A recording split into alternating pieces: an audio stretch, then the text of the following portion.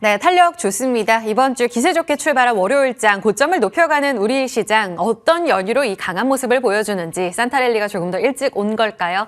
남은 전략은 어떻게 세워봐야 될지까지 두 분께 답 들어보겠습니다. 김덕호 주식회사 플래처 대표, 차영주 MTN 전문위원입니다.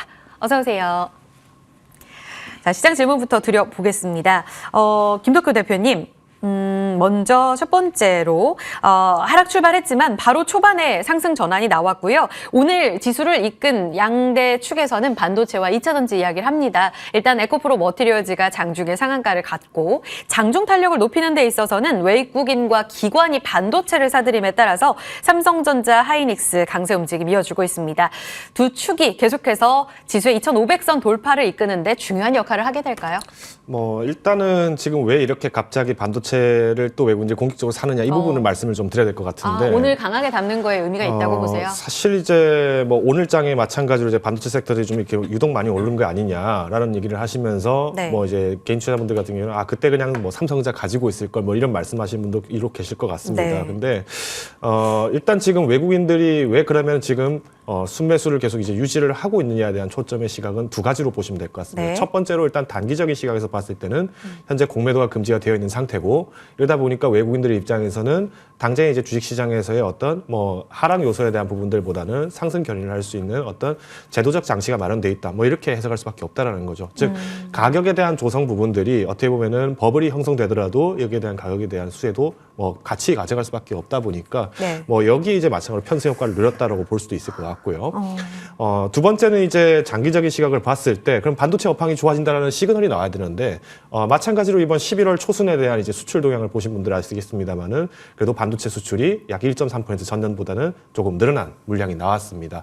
물론 이제 여기에 대해서 이제 시각들도 마찬가지로 여러 가지 분분합니다. 그래도 반도체 시각이 이번 한 달 동안에 이제 다시 반등세가 올라오기는 사실이지만 연장될 가능성은 얼마나 있겠느냐 얘기가 나오고 있는데 이 부분에 대해서 좀 말씀드리자면은 지금 중국 내에서 매출을 40% 이상 갖고 있는 탑4의 기업들이 어떤 기업들이 있냐면은 우리가 잘 알고 있는 어플라이드 머티리얼즈, 그러니까 미국에 있는 반도체 기업이죠. 그리고 일본의 도쿄 일렉트릭, 그리고 ASML, 그리고 이제 램 리서치 이런 탑4의 기업들이 마찬가지로 지금 매출의 대부분 40% 이상을 중국에서 지금 가져가고 있습니다. 그러다 보니까 반도체 시장을 여전히 미국이 주도를 하고 있고 여기에 대해서 수주 물량들을 받는 것이 삼성전자 같은 경우에 마찬가지로 D램 부분들이 이번에 실적이 좋았듯이 여기에 대한 편승 효과는 여전히 이어질 것이다 해석이 되고 있는 것으로 알고 있습니다. 그래서 사실 이제 전반적으로 봤을 때 오늘 시장에서 좀 유리했던 시장이라고 하면은 말씀하셨던 반도체도 왜 상승을 했느냐.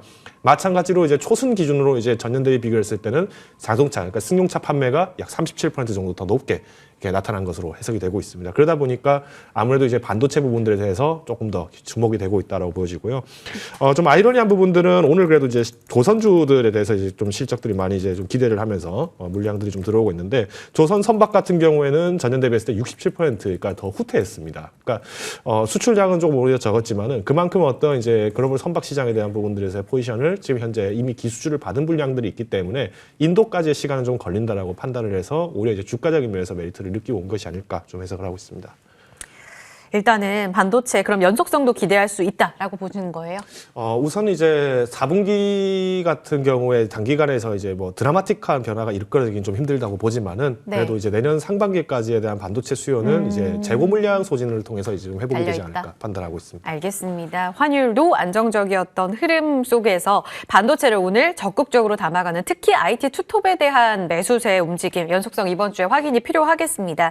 그러면 2,500선을 상단을 돌파하는 데 있어서 오늘 2,499선까지 갔잖아요, 차 의원님. 2시 20분경에 양시장의 고점이 동시에 확인이 됐습니다. 거래 대금은 여전히 6조 원이 안 돼서 조금 아쉽기는 한데 상단 돌파할 재료가 이번 주에 있다고 보세요?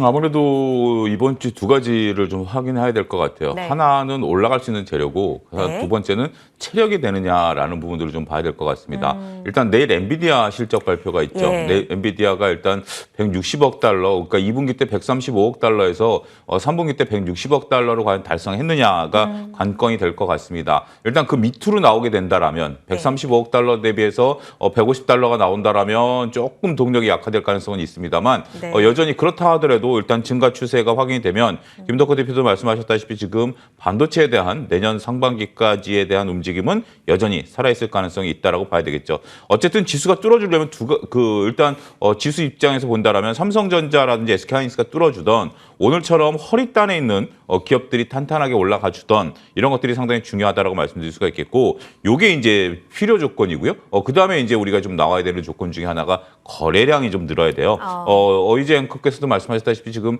거래 대금이라든지 거래 대금이 그렇게 높지가 않은 상태죠. 6조 이하로 떨어진 상태가 벌써 며칠째 지속되고 있는 상태인데 네. 일단 장이 올라갈 때 이거보다 좀 높은 수준이 돼야 됩니다. 하지만 장이 떨어질 때도 6조 정도 조금 밑을 하회하는 수준이죠. 그렇다면 그 체력 갖고 과연 2,500을 뚫어준들 이걸 버틸 수 있겠느냐라는 관건이 될 것 같아요. 근데 2,500을 뚫어주면 거래량 좀 늘어날 수도 있어요. 특히 이제 오늘 2차전지 같은 경우 많은 분들이 좀 들어오면서 이제 지금 회전이 좀 많이 되지만 어쨌든 전반적으로 시장 체력들이 긍정적인 모멘텀을 좀 하게 된다라면 일단은 엔비디아 실적이 첫 번째 관문이 되고 두 번째는 거래 대금이 조금 늘어나 주는 것들 네. 이런 것들을 한번 좀 잘 관찰해야 되지 않을까 싶습니다. 결국은 거래 대금 유동성의 회복 그리고 엔비디아의 실적과 함께 반도체의 향방이 이번 주에 중요하겠다.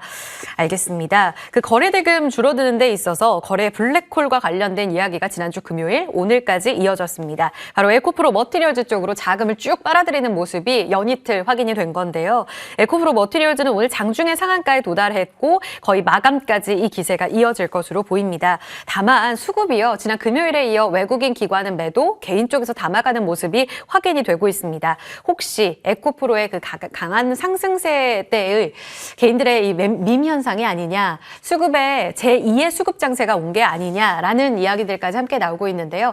과도한 해석인가요? 어떻게 보셨어요? 뭐 밈이라고 하면은 밈이 될 수도 있겠는데요. 뭐 근데 이제 이거는 조금 과잉 해석이 어느 정도 좀 들어가 있다라고 좀 보여집니다. 그럼 유의미한 상한가였다. 의미는 있는데 이 의미를 이제 찾으시려면은 당연히 이제 4달 전에 있었던 우리 이제 에코프로가 150만 원을 넘었던 이 사태까지 좀 복기를 해보셔야 됩니다. 그러니까 지금 현재 이런 물량들이 왜 갑자기 또 에코 머티리얼즈도 집중이 될 수밖에 없느냐라는 부분을 좀 말씀드린다면은 네. 결국은 지금 이제 실적을 에코프로 그룹에서 결국에는 실적을 가장 강하게 낼 수 있는 화두가 되는 기업이다 보니까 여기 이제 시장은 주목을 할 수밖에 없었고요. 여기에 대한 자금력이 그럼 계속 기존에 확보가 이미 되어 있었던 시기가 지난 7월부터 이미 되어 있었다는 겁니다. 그러다 보니까 과거 이제 에코프로 같은 경우에도 뭐 기업 가치를 산정을 해봤을 때 뭐 400만 원까지 갈 수도 있다 이런 의견들이 나왔던 것이 바로 이런 내용에서 비롯이 된 것인데 네. 이제 중요한 거는 이제 아까 이제 창조 위원께서 말씀하신 것처럼 말씀 그대로 지금 거래량이 지금 많이 줄었습니다. 이 부분들은 비단 이제 우리나라 국내 증시에 대한 여파들도 당연히 상대적인 입장에서 보셔야 되는데 우리나라 투자자들의 거의 대부분 분들은 당연히 이제 우리나라 주식을 중심으로 이제 매매를 하시다 보니까 네. 어떻게 보면 외국인과 기관들이 항상 개인들을 뒤통수를 치는 그런 모습으로 좀 보일 수밖에 없습니다.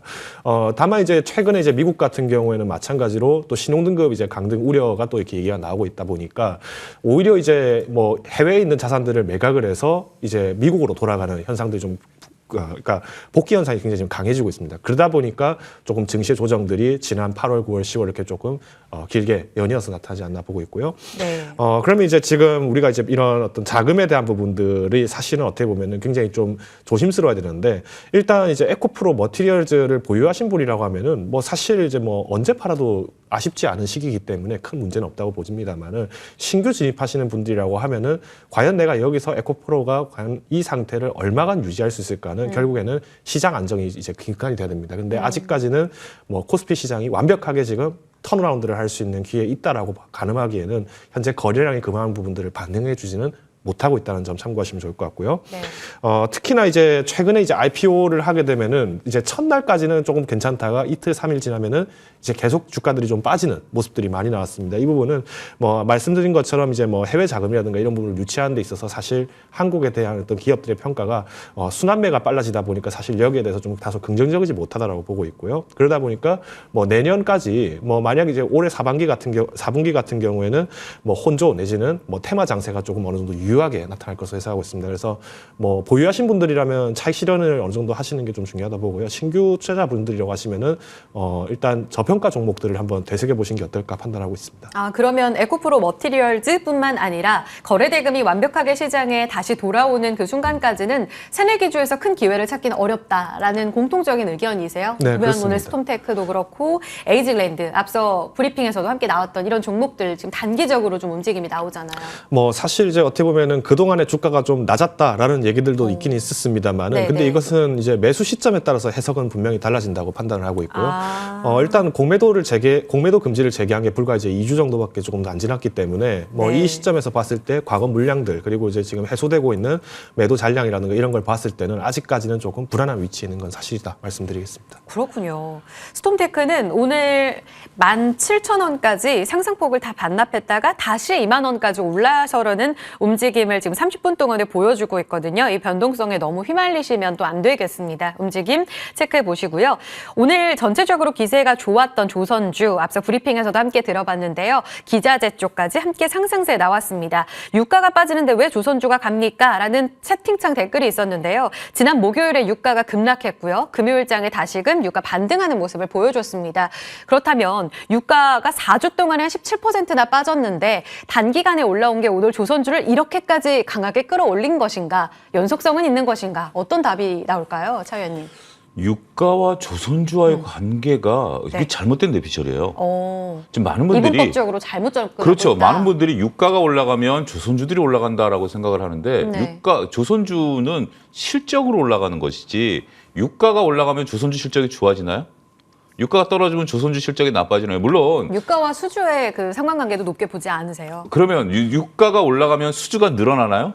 유가가 떨어지면 상관없이 수주가 떨어지나요? 그러니까 제가 이제 뭐 누구를 뭐 그런 게 아니라 우리가 이제 주식시장이 잘못된, 그러니까 과거부터 이게 유가에 따른 그런 것들이 이제 했는데 그러한 관계가 상당히 많이 떨어져 있는 상태예요. 그런 것들을 여러분들이 잘 보셔야 될 것 같아요. 유가가 떨어졌는데 적절한 좋으신 질문이에요. 그러니까 네. 이제 그렇게 알고 있었던 것들을 좀 수정하실 필요가 있지 않은가. 조선주들이 올라가는 이유는 전 두 가지가 있다라고 봅니다. 네. 일단 하나오션 같은 경우 IR을 강화하기 시작했어요. IR을 강화했다라는 것은 두 가지죠. 하나는 자신감이 있든지 아니면 주가를 올리려고 인위적인 노력을 하는 건지라는 건데 하나오션 같은 경우 제가 MT는 지속적으로 말씀드려 왔을 때 3분기 흑자 전환 가능성을 이제 좀 염두에 뒀다라는 부분들이고 그게 이제 달성이 됐죠. 이후에 IR을 강화합니다. 이건 자신감의 표명이다라고 말씀드릴 수가 있겠고 바로 잠수함에 대한 수주 뭐 이런 것들이 좀 나타나고 있는 거 아니겠습니까? 네. 자신들의 모습을 이제 잘 알리겠다라는 겁니다. 이제 현재 시기가 적절하다라고 봐요. 그전엔 MSCI 리밸런싱 이슈가 있었고 여기에 이제 공매도 타켓도 됐었던 상황에서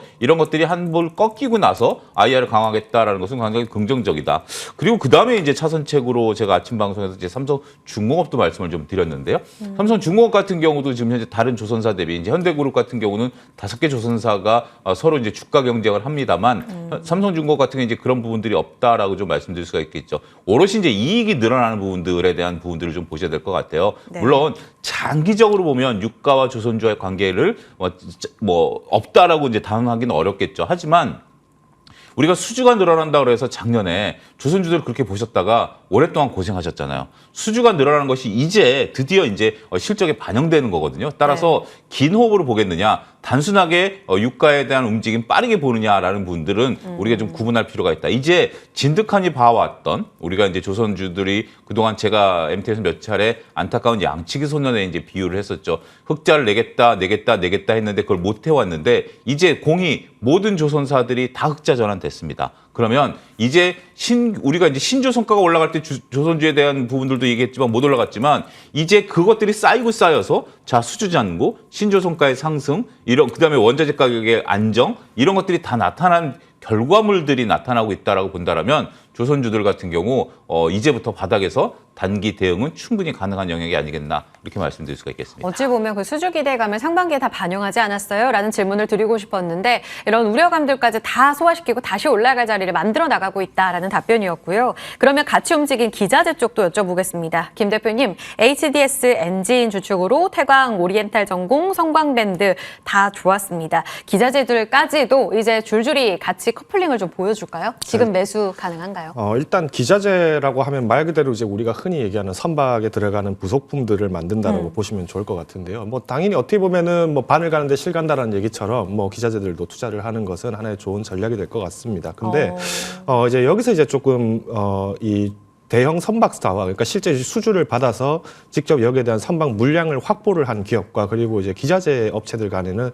조금 시각 차이를 좀 두시는 게 좀 필요하다고 판단을 하고 있습니다. 왜냐하면 일단 수주를 먼저 받은 부분들이 있기 때문에 사실상 이제 대형 선박사들이 뭐 갑질 아닌 갑질이 나올 수밖에 없는 구조가 이런 어떤 기자재 업체들로 지금 연계가 될 수밖에 없는데 뭐 물론 이제 기자재 업체들이라고 해서 뭐 그렇게 소형 기업들만 있는 게 아니죠. 굉장히 큰 기업들이기 때문에 뭐 이 부분들에 대해서 시장을 당연히 수주를 받는 만큼에 대한 수혜를 받는 것은 당연히 생긴다. 다만 이제 항상 조심하셔야 되는 것이 이제 여기에 대한 이제 주가 부분들이나 실제 운용 부담들이 굉장히 많이 누적이 되고 있는데 이제 중소형 선박사 같은 경우에도 마찬가지로 이제 경쟁 대상이 뭐 대형 선박사하고 경영을 하지 않죠. 그러니까 중소형 선박사는 중소형 선박사끼리 대응을 하고 대형 선박사는 대형 선박사끼리 경쟁을 합니다. 그러다 보니까 뭐 최근에 이제 우리나라에 수주가 많이 들어온 거는 중국향 대형 선박들이 다시 이제 국내로 좀 많이 들어오고 있죠. 다만 이제 중소형 선박 같은 경우에는 아직까지 조금 물량들이 여전히 저가, 그러니까 가격 멜트에 대한 부분들 때문에 중국 선박에 조금 포지션이 조금 주어지는 것도 있습니다. 그러다 보면은 결국 기자재 부분들을 좀 취급하는 데 있어서는 이제 이 기자재 업체들이 과연 이 수주의 호황을 받을 때까지 그리고 다음 수주의 물량들을